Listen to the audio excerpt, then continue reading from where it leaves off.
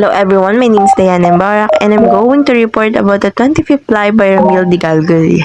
So 25th Fly is a collection of poems by Ramil de Galgulye and Ambivalent is one of the poems within it. This particular poem have painful themes of loss, love, regret, and the enduring power of memory. So here's a breakdown of the poem Ambivalence within the context of the collection of poem 25th Fly, emphasizing the key aspects such as theme, genre, style, or techniques, and the last is summary. So the first key aspect is theme. It is about loss, love, regret, and memory. So ambivalence explores the complex emotions surrounding a lost love. The speaker grapples with longing, regret, and the enduring power of memory.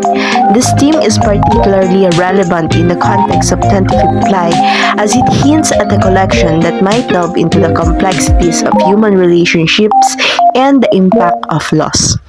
So the second key aspect is genre.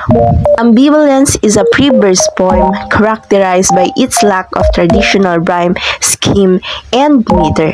This allows for a more conversational and intimate tone mirroring the speaker's emotions or emotional vulnerability. So the third key aspect is style or technique. Ambivalence have metaphor and symbolism. The poem uses metaphors and symbols to convey its central ideas. The giant eyeball symbolizes the passage of time and the inevitability of death. The pre-recorded voice and static in between represent the communication breakdown and emotional distance between the speaker and their lost love. Second one is imagery. The poem uses vivid imagery to create a sensory experience for the reader. Images like sliver of ice, hobo stare, love quotes, and narcissus, and also the glass-covered face. It evokes a sense of longing, isolation, and the fragility of life. So the third one is direct address. The speaker directly addresses their lost love, fostering a sense of intimacy and emotional vulnerability. So here are the last key aspect, the summary analysis. The poem begins with the speaker acknowledging their ambivalent feelings for their lost love. They reflect on the passage of time and the inevitability of death, realizing that their relationship is irrevocably lost. The speaker expresses their longing for their lost love and regret for the past, but also recognizes the impossibility of undoing what has happened. The poem concludes with the speaker expressing their love for their deceased partner through a symbolic act of placing a poem and a kiss on her glass-covered face. This final gesture suggests that even in death, love can endure and transcend physical boundaries. And that's all. Again, my name is Diana Mborak. Thank you for listening. Hi everyone, good day. My name is Bernadette Dihuan from 3806 Bungabong. And today my report is about the poetry of Alfred A. Yuson, which is entitled Pillage.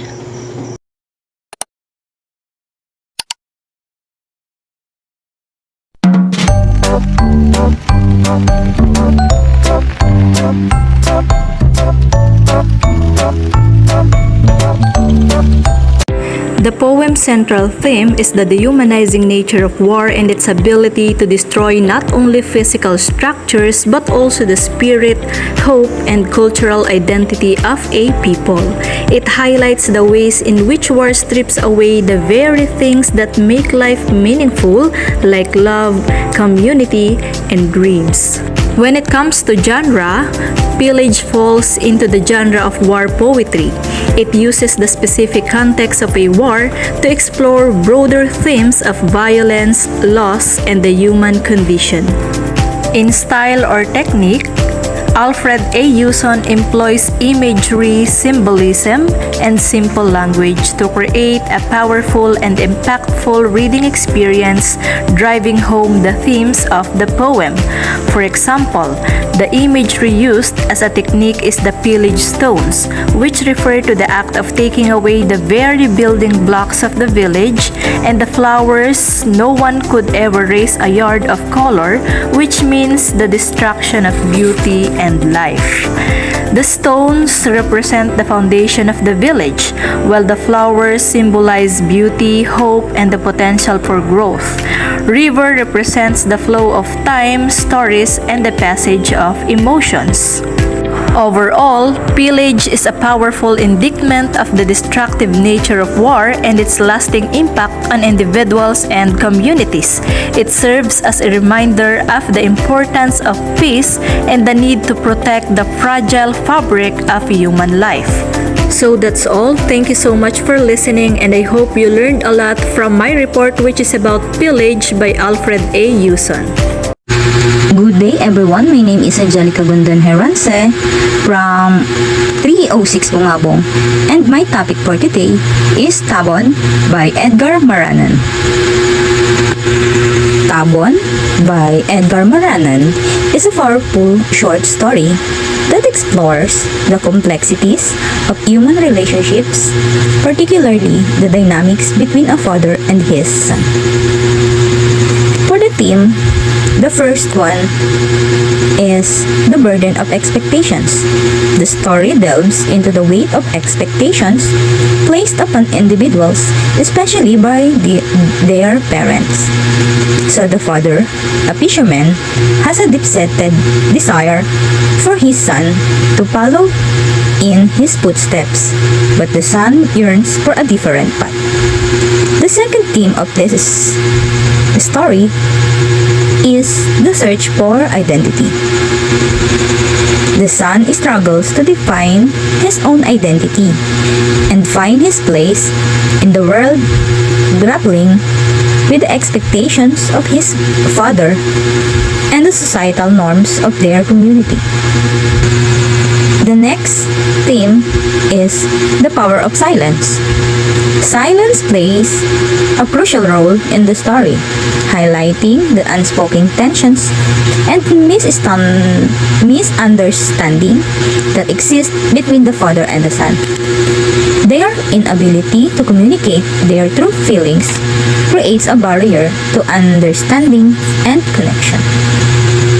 The next is the genre. The genre of this story is literary fiction. The story explores themes of human nature, relationships, and societal pressures through a narrative that is both realistic and evocative. The next is the style and the technique. The first is minimalism. Maranan employs a minimalist style, using concise language and focusing on the essential elements of the story. This creates a sense of intensity and allows the reader to focus on the emotions and unspoken tensions between the characters. The second style and technique is symbolism. The cave, Tabon, serve as a powerful symbol of the past, tradition, and the weight of expectations that the son feels. She represents both a source of livelihood and a symbol of freedom and escape.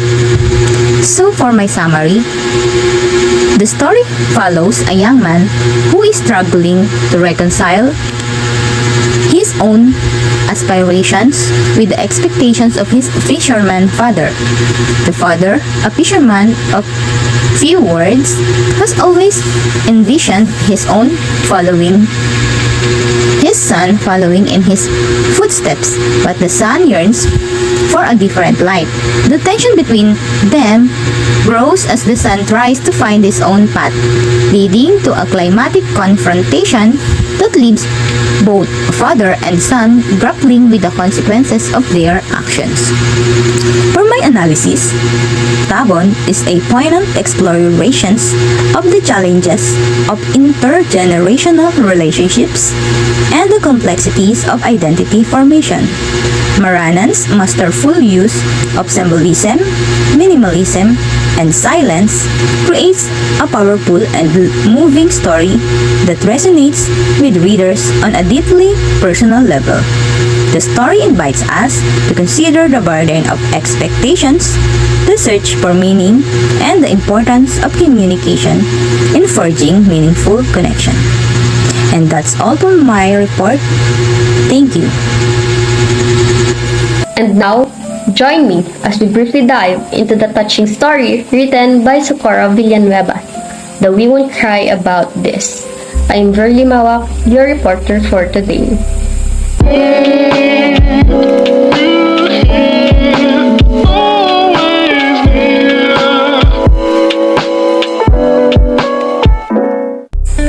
We Won't Cry About This by Socorro Villanueva tells a story of Katrina, a teenage girl navigating emotional turmoil of her mother's battle with cancer.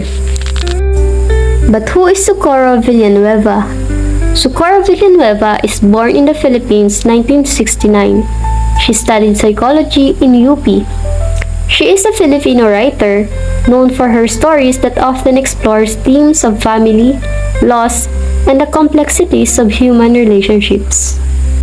One of her stories is The We Won't Cry About This, which is published in 2001 and won first prize in the 52nd Don Carlos Palanca Memorial Awards. This story is told in Katrina's perspective. After their father left them for another woman, her mother never shows any weaknesses. In contrast, after finding out that her father left them assets, their ma started partying, making the impression to Katrina that she is messy, lazy, always drunk, dates younger men, and constantly parties. Her mother's demeanor made her think that she's taking the rights to grieve or feel sad, cowering under mother's signature line, "We won't cry about this." Even after they, Katrina and her sister Squeak, discovered their mother's cancer, it's implanted to them to not make a big deal out of it, even though it breaks their heart and affected them academically. The parties still continue until their mother's health deteriorated. In the end, Katrina manages to see what counts and what in their situation is really important, and that is to treasure the precious moments lent to them by time and fate. This story tackles various themes such as acceptance and resilience. The story centers on the theme of accepting difficult realities and finding strength in the face of loss. Mama's refusal to dwell on her illness and her determination to live life to the fullest despite her condition inspire her daughters to embrace the present moment and find resilience in the face of adversity. It also tackles the theme family. The story explores the complex and often fraught relationships within a family. Katrina's initial resistance to her mother's positive attitude reveals the tension and misunderstanding that can arise between loved ones. But ultimately, the story emphasizes the enduring power of family bonds and the importance of cherishing those relationships. Lastly is the theme grief. The story grapples with the universal experience of death and the emotional journey of grief. Villanueva shy away from the pain and fear that accompany loss, but she also highlights the beauty and significance of life and the importance of finding meaning in the face of mortality. This short story is poignant and focused short story, allowing for a deep exploration of the central themes within a concise and impactful narratives. One of the style or techniques used is the first-person narration. The story is told from Katrina's perspective, offering a unique and intimate look into her thoughts and feelings. This allows the reader to experience the emotional journey alongside Katrina, making the story more relatable and impactful. Then the conversational tone. Villanueva employs a conversational style, making the dialogue feel natural and authentic. This adds to the story realism and helps readers to connect with the characters on a personal level. And the symbolism. The story utilizes symbolism such as the recurring phrase, "We won't cry about this," to represent Mama's optimistic outlook and her determination to live life to the fullest, even in the face of her illness. We Won't Cry About This is a powerful and moving story about a young girl coming to terms with her mother's terminal illness. Katrina struggles with her mother's denial of her condition, but through their interactions, she learns valuable lessons about life, death, and the importance of family. The story's themes of acceptance, resilience, and the enduring power of love resonate deeply with readers, making it a poignant and thought-provoking exploration of human experience. And that will be all for our report. I hope we imparted meaningful learnings from the themes, genres, to the techniques used by the author in writing their literary works. Until next time, enjoy learning.